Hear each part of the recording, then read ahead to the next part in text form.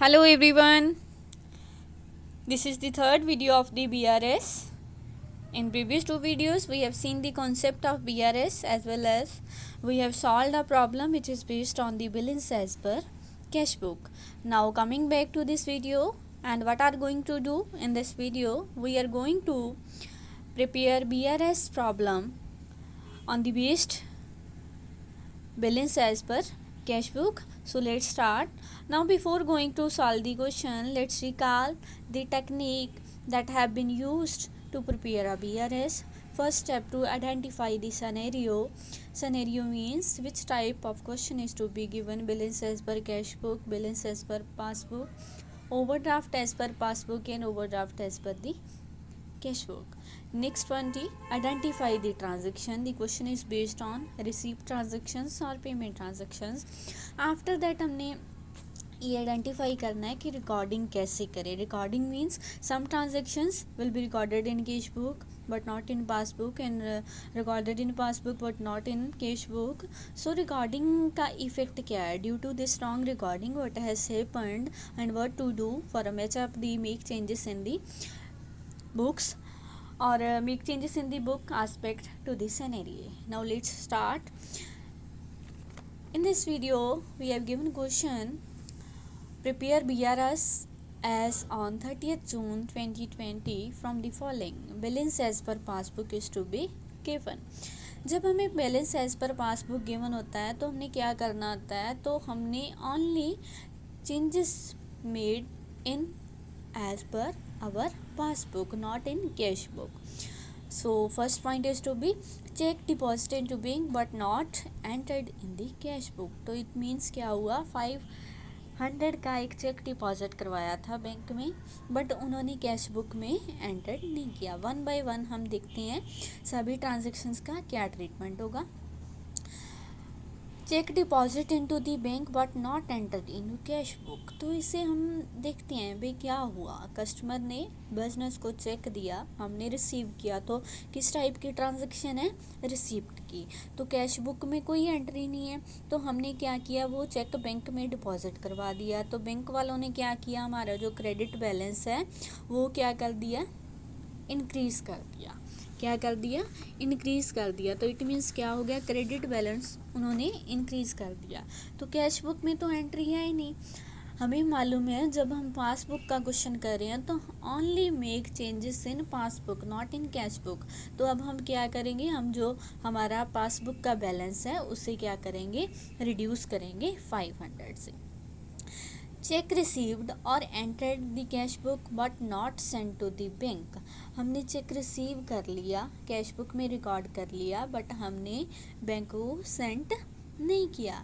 तो इससे क्या होगा? हमने कस्टमर से चेक लिया, हमारा डेबिट बैलेंस तो इंक्रीज़ हो गया बट हमने क्या किया? बैंक में उसकी कोई एंट्री नहीं हुई. तो क्या होगा? पासबुक में अब क्या करेंगे? हम उसे एंटर करेंगे. क्या करेंगे? एंटर करेंगे. तो जो चेक रिसीव किया हमने not sent in to bank, उससे हम क्या करेंगे? एडिशन करेंगे हमारा जो बैलेंस एज पर पासबुक है. Next, credit side of the cash book bank column cast short. जो हमारी क्रेडिट साइड है 200 से शॉर्ट की गई है. तो इससे क्या है? हमारे पास 2 पॉइंट्स होते हैं, अंडर कास्टिंग और ओवर कास्टिंग. हमारी कैश बुक में पेमेंट लेस शो कर दी गई है तो उसे क्या बोलेंगे? Under cast by 200. तो हम देखते हैं अंडर कास्ट का मतलब है recording less. Receipt payment effect on bank balance same. Recording more, तो उनका बैलेंस कहाँ होगा? हमारी रिसीप्ट और पेमेंट दोनों में. तो अब देखते हैं, हमारे पास एक एग्जांपल के साथ अंडरस्टैंड करते हैं. कैश बुक में हमारा बैलेंस 1000 है, पासबुक में 1000 है. तो क्या हुआ? 300 हमने क्या कर दिए? कैश बुक में क्रेडिट कर दिया और पासबुक में 500. स्पेंड कितना किया हमने? 500. तो 300 ही हमने रिकॉर्ड किया. 200 कहाँ गया? वो क्या हो गया? अंडरकास्ट हो गया. तो इसके लिए हमारे पास बैलेंस कितना है? 700 और इधर हमारे पास क्या है? 500. तो क्या होगा? इनका इफेक्ट क्या होगा? जो हमारी डेबिट साइड है रिसीप्ट और क्रेडिट साइड, उन्हें हम क्या करेंगे? शो करेंगे. जो भी इसमें हमें दिया हुआ है अंडरकास्ट किया हुआ है तो उसे हम क्या करेंगे? बैलेंस एज पर पासबुक में ऐड करेंगे. क्योंकि शॉर्ट है शॉर्ट मीन्स कम शो किया हुआ है तो हमने पासबुक में चेंजेस करनी है, तो हम पासबुक में क्या करेंगे, मोर चेंजेस करके उसे ऐड कर देंगे। नेक्स्ट स्टैंडिंग इंस्ट्रक्शंस और डायरेक्ट पेमेंट्स। ये स्टैंडिंग इंस्ट्रक्शंस क्या होती हैं, जो हम बैंक वालों को ऑर्डर कर देते हैं, लाइक इंश्योरेंस प्रीमियम पे करना है, कोई बिल पे करना है, तो ऐसे हम देखते हैं क्या इसका इफेक्ट है। बिजनेस इंस्ट्रक्शन दी बैंक को, बिल पे कर दो, टैक्स पे कर दो, इंश्योरेंस, तो बैलेंस एज पर पासबुक हमारा क्या हो गया, रिड्यूस हो गया। तो business will come to know later after seeing the bank statement, इसलिए उन्होंने क्या किया, कैश बुक में क्या किया, कैश बुक में रिकॉर्ड ही नहीं किया, तो अब क्या करेंगे, हम पासबुक में क्रेडिट बैलेंस इंक्रीज कर देंगे। तो क्या होगा, हम बैलेंस एज पर जो हमारा पासबुक है उसमें हम इसे ऐड कर देंगे। Next bank charges enter twice in the cash book. ये सोचने वाली बात है, जो बैंक चार्जेस थे कैश बुक में हमने ट्वाइस ऐड कर लिए, तो क्या हो गया, इसमें क्या हो गया, क्रेडिट बैलेंस था, अब हम क्या करेंगे, जो ट्वाइस एंटर्ड हुई है तो हम पासबुक में भी उसे क्या कर देंगे, एडिशन में शो कर देंगे। Cheque issue but not presenter for payment, हमने चेक इशू कर दिया पेमेंट के लिए, बट जो सप्लायर है वो तो बैंक गया ही नहीं, पासबुक में कोई एंट्री नहीं हुई, कैश बुक हमारी क्या होगी, रिड्यूस होगी, क्या होगी, रिड्यूस होगी। तो क्या हो गया, तो अब हम पासबुक को भी क्या करेंगे, रिड्यूस करेंगे, बिकॉज हमने उसे प्रेजेंट ही नहीं किया।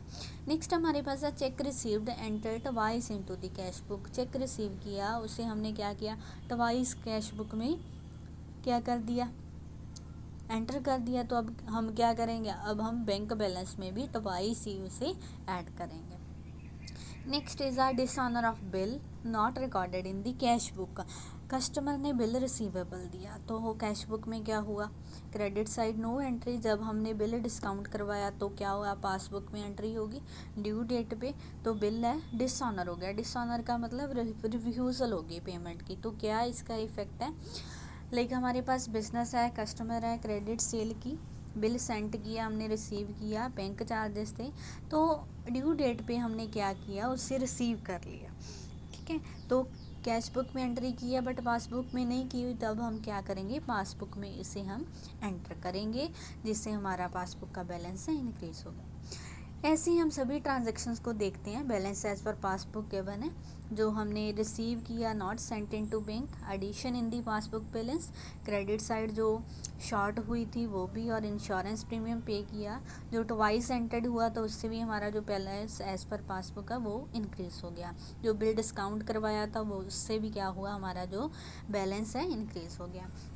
बट जो हमने एंट्रीज नहीं की, चेक डिपॉजिट करवाया, एंट्री नहीं पास की, उससे हमारा बैलेंस रिड्यूस हो गया। बैंक चार्जेस ट्वाइस एंटर्ड किए थे, cheque issue but not presented किया, इससे हम क्या हुए, हम कहाँ पर अराइव कर रहे हैं अब, बैलेंस एज पर सीबी। हमें मालूम है जब हम बैलेंस एज पर पासबुक से स्टार्ट करते हैं तो कहाँ पर अराइव करते हैं, बैलेंस एज पर कैश बुक। अगर कैश बुक से स्टार्टिंग करते हैं तो बैलेंस एज पर पासबुक पे हम कंप्लीट करते हैं। जो हमारे पास बैलेंस आया 16,980, जो हमारा बैलेंस एज पर कैश बुक है। Thank you.